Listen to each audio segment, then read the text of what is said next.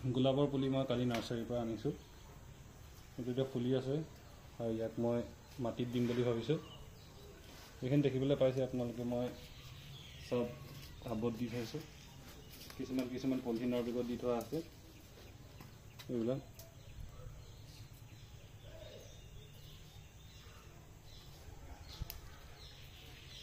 এতিয়া মই ভাবিছোঁ যে এইটো পুলি মই মাটিত দিম বুলি ভাবিছোঁ।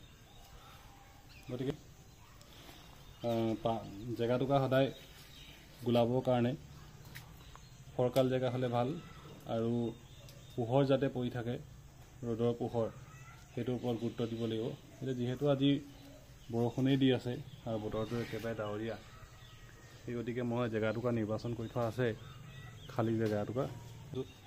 গোবৰখিনি একদম সৰু সৰুকৈ চালি থোৱা আছে, আৰু ইয়াৰ লগত মই অলপ বন মিল মিক্স কৰি দিম। এটা অৰ্গেনিক এটা সাৰ বন মিল লৈ লৈছোঁ। বন মিল প্ৰায় দুমুঠিয়ে লৈছোঁ, সৰু সৰু মুঠি যিহেতু মিক্স কৰি লৈছোঁ। আৰু সেইপিনে জেগাটুকুৰা মই নিৰ্বাচন কৰি থোৱা আছে। গতিকে জেগাটুকুৰা ঠাইডোখৰ এডোখৰ মই নিৰ্বাচন কৰি লৈছোঁ, আৰু ইয়াৰ পৰা পোহৰটো পৰিব। তেনেকৈ যেতিয়া বেলিটো যাব, সেইপিনৰ পৰা পোহৰটো পৰি থাকিব। গতিকে মই মাটিটো অলপ খান্দি লওঁ।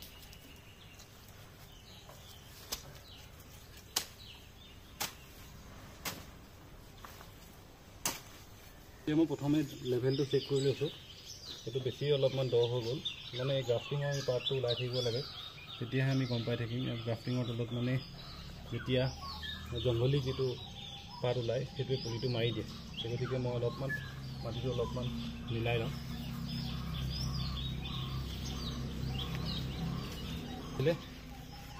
মিক্সাৰখিনি মই দি দিছোঁ।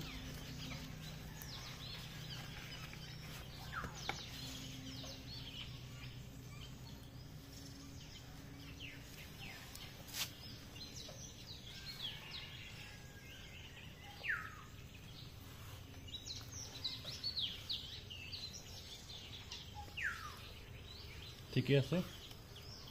এতিয়া মই পুলিটো ব্লেডেৰে কাটি দিম, এই যিটো পেকেটটো, যাতে মাটিখিনি এৰ খাই নাযায়। ইয়াৰ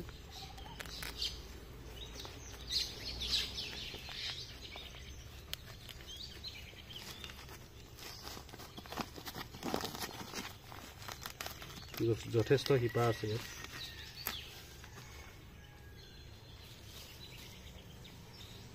এতিয়া মই কিনাৰে কিনাৰে মাটি দি যাম।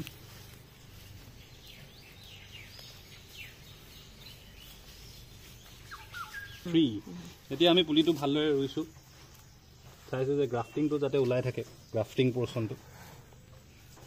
আৰু এইটো কথা লক্ষ্য কৰিব লাগিব যে পানী জমা নহয় এই এৰিয়াটোত। পানী জমা হৈ থাকিলে পুলিটোৰ কাৰণে বেয়া হ'ব। গতিকে পুলিটো ৰোৱাৰ কামটো হৈ গৈছে।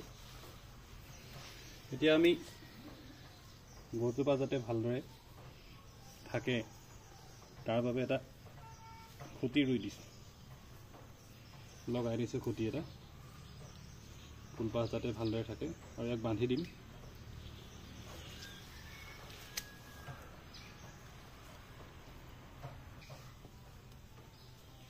গতিকে আমি যেনেকৈ সুবিধা হয় তেনেদৰে আমি নিজৰ সুবিধা অনুসৰি গছজোপাৰ পুলিটো বান্ধি দিম পাতলাকৈ। বৰ জোৰছে বান্ধিলেও গছজোপাই হয়তো কষ্ট পাব।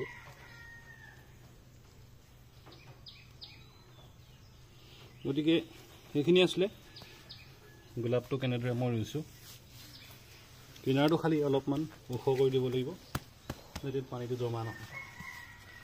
গতিকে এইখিনি আৰু